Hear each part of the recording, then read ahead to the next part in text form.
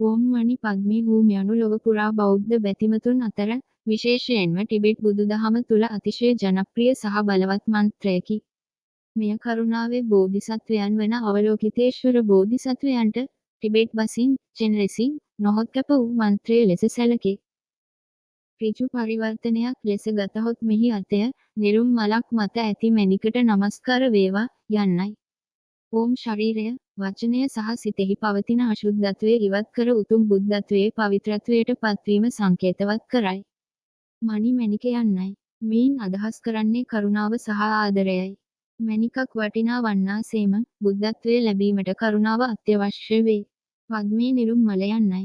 නිරුම් මල මඩෙහි හටගෙන මඩේ නොතැවී පිපෙන්නා සේ ප්‍රඥාව තුළින් ලෝකෝත්තර විමුක්තිය ලබා ගැනීම මෙයින් අදහස් කෙරේ. හුම් නොබිදිය හැකි බව සංකේතවත් කරයි. කරුණාව සහ ප්‍රඥාව යන දෙකෙහි ඒකාබද්ධතාවය මෙයින් දැක්වේ.